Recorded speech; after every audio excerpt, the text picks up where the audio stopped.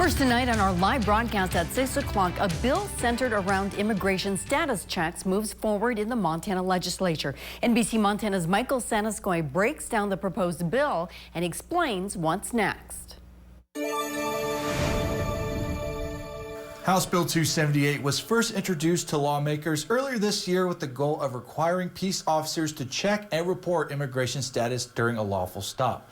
Since then, some changes were made to the proposed bill. Here's what it says. A peace officer can be authorized to check and to report the immigration status of a person during a lawful stop. And a peace officer who lawfully stops a person or vehicle may make an attempt upon reasonable suspicion to determine the immigration status of the individual. Montana Highway Patrol's Kurt Sager says the agency supports the bill and he believes it falls in line with the agency's current practices. It's another tool in our toolbox to help us keep Montana citizens safe. However, some state senators brought up concerns about the possibility of the bill leading to racial profiling. They also say it could prevent people from calling law enforcement out of fear of having their status checked. I don't want to pass a bill that is going to keep people from calling the police when we need to keep our communities safe. I think that needs to be our first priority. Sager addressed some of the concerns, including the concern about profiling individuals, and said Highway Patrol doesn't profile people and their job is to identify the person they're dealing with. We have to have that ability to do it. And right now, if we don't,